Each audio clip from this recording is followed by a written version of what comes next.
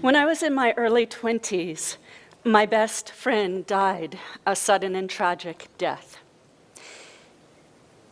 It was unimaginable. Kirsten was fascinating and gorgeous, an amazing woman who stood 6 feet tall, and suddenly she was gone. We had been raised together as kids, and it rocked my world. A few days after Kirsten died, I knew I had to go see her mom, but I didn't know what I would say. How would I console her? How do you find the perfect words or any words in such an impossible situation? But I nervously drove up to her house, and before I could get out of my car, she came out of the house slowly to my car door. And she was smiling softly, and she opened my car door and helped me out. And she proceeded to tell me how much she knew I meant to her daughter, and how much she knew her daughter meant to me.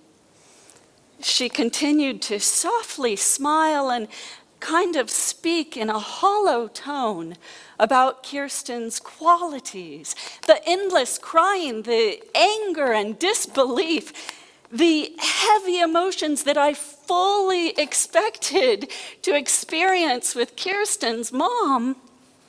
They never came. She seemed to rise above Kirsten's death in a way that I never did, even today.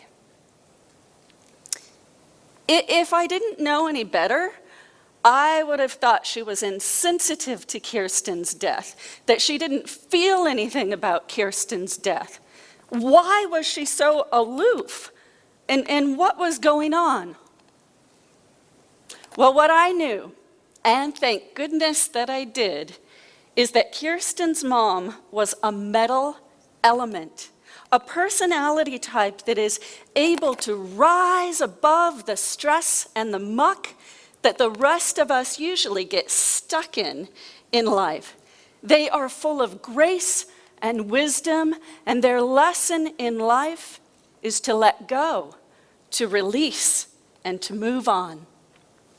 The metal element is one of 5 personality types in the Chinese 5 elements of water, wood, fire, earth, and metal. And they tell us why you do what you do, why you think what you think, why you say what you say.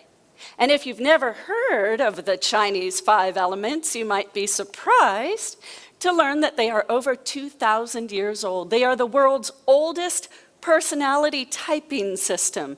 And they were written into one of the most comprehensive books ever recorded over 2,000 years ago, called the Inner Canon.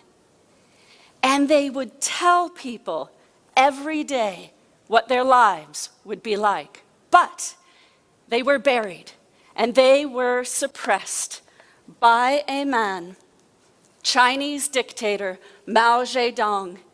He hid the 5 elements. He didn't want anybody to look different, feel different, be different. He wanted them all to look the same, think the same, act the same, be the same, do the same thing. He even collapsed 5 time zones over China, a huge country bigger than the United States, so everybody could eat their rice, their dinner at the same time.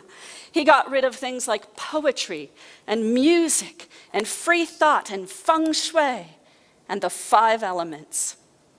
So you might be excited about personality type systems. You may have even taken the "What Disney princess are you?" quiz on Facebook. Well, these go a wee bit deeper than knowing what your Disney princess is. The 5 elements are astounding. They can help you to change your course in life, re-examine your assumptions. Look at all the beliefs you have of people. They help you in work. They help bosses and managers with employees. They will help you in your sessions. Therapists with your clients. They are key to understanding your clients. I would go so far to say that they can be used to at least partially predict your academic achievement, how high you will rise in life, your dating choices, and your parenting behaviors and skills, or lack of them. So how do I know all this? I was raised in the 5 elements by my mom, Donna Eden, and she would say, "This is an ancient system to help you for the rest of your life." And if you know my mom, that is how she sounds. But I was unconvinced. I thought the 5 elements were super interesting. They were, but I didn't know how they could practically help me in life. Until my early 20s, when I was on a road trip with my family and my new boyfriend was with us, and he was irritating me all to hell. I could not stand how he was acting. And at that moment, I got it. Oh, he's falling into all the traps of an imbalanced water element. Everything my mom had taught me for all those years was coming to life before my eyes. And it was in that moment the difference between me vilifying him for being an ignoramus in front of my family, or saying to myself, I get it. He's an imbalanced water right now. And in that moment, I knew I had a system to understand men for the rest of my life. But I also had a newfound compassion for all people. So, the 5 elements. They are very unique to you. So let's talk about you. Let's talk about your superpowers and your super challenges. Your superpowers, they're probably why you have a great job or a great mate, or you're just truly in love with who you are and you really, really like your life. Your super challenges, they trigger you. They spiral you down, and they can make your life pretty miserable. And this is so important to understand. It's another arrow for your quill, because if you understand the 5 elements, you can look at life in a whole new way. Let's start with the water element. If you are a water, your superpower is that you are a deep thinker. You are intuitive. You are creative. Your super challenge is fear. Fear of life, fear of the unknown, fear of change. This is the combination for procrastination. If you know a water in fear, let them know that you're there for them, because they probably have fear of abandonment, but they need their space. They've got to withdraw and come back to themselves, but let them know you're there for them. In work, if you're a boss or a manager, gently close the door lovingly to the office of your water employee, because they need time undisturbed to get their projects done. They really need that time. They're a little bit slower of a rhythm than the other elements. And therapists, if you have a water client, they're going to think nobody understands them. Nobody. And it helps if you remind them that you do, but also that you acknowledge they are on their own unique journey. Their archetype is the philosopher, and their gift is their depth. Wood. If you are a wood, you are uber organized. You are a hard worker. You are relentless, and you are on a mission. Those are your superpowers. Your super challenge is anger. You get mad. You get mad at people.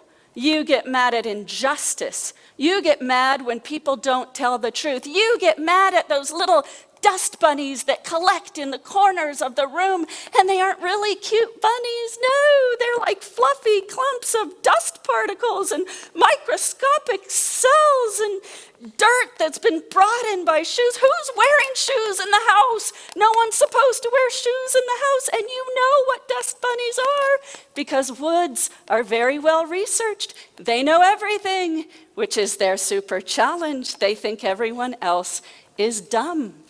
So, if you are in a relationship with a wood, don't tell me that I'm wrong. I mean, don't tell them that they're wrong.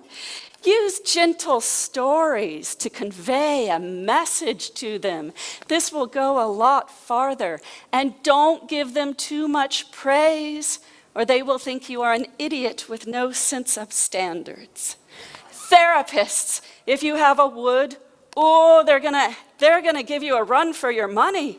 They're going to out-talk you. They'll probably debate you.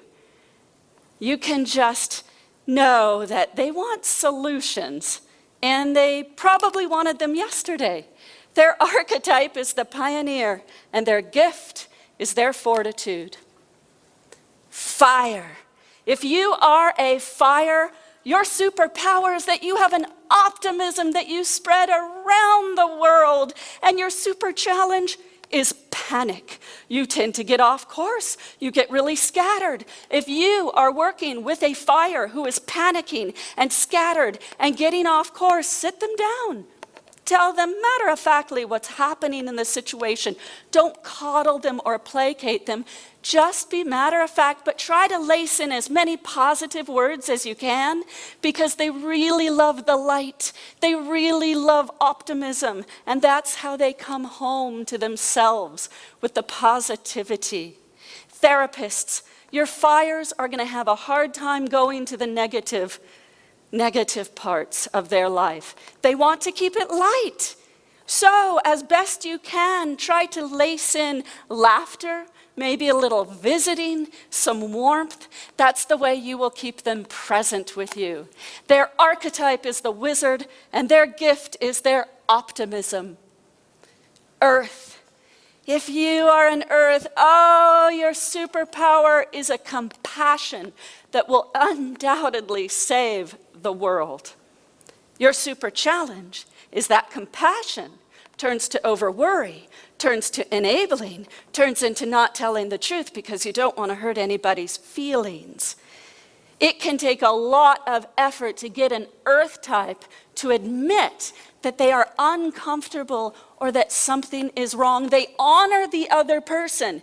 They don't readily honor themselves. So they're going to put the other person on a pedestal.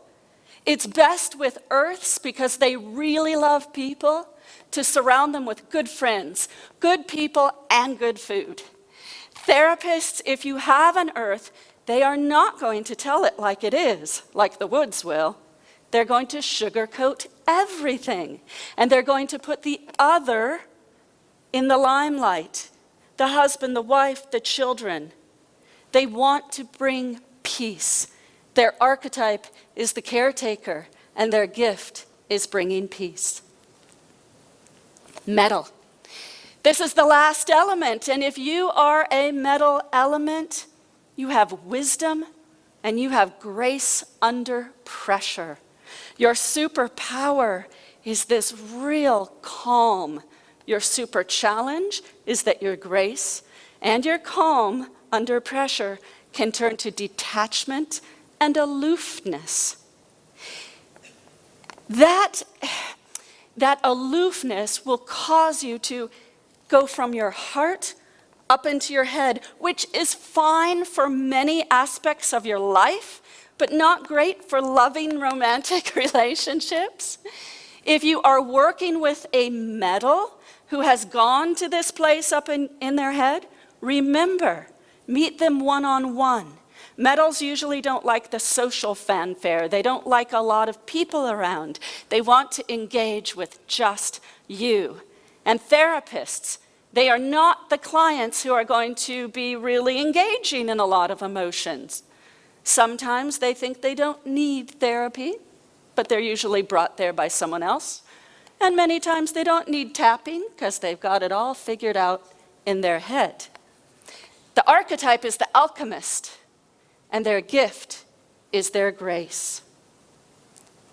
You all have all the 5 elements within you, but it helps to remember that people are going to default to one element under stress.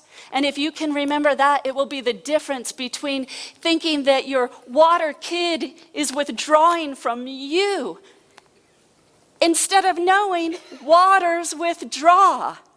Instead of thinking that your wood husband is always angry at you, instead of knowing woods get angry, it might not be you. Instead of thinking my teenage fire, or my teenager, if you don't know they're a fire, just my teenager has ADHD, they're all over the place, they're so scattered, they don't pay attention. Instead of knowing that fires get scattered, and they're all over the place, and they don't pay attention. Instead of thinking my earth mother just smothers me, she just smothers me and nags all the time. Instead of knowing that earths have the worry gene inside of them, and it's more painful for them than it is for you. And so important for me to remember that my best friend's metal mom was not unfeeling about her daughter's death, but she was a metal, and metals detach. So what polarizes us today is that we so are confused by what other people are doing or thinking or saying.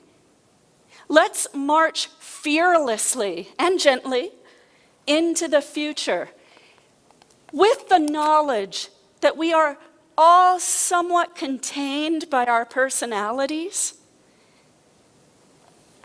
As the great spiritualist Thich Nhat Hanh says, we are all here to awaken from the illusion of our separateness. It is not that we are all separate, but that we are all in this together. Thank you.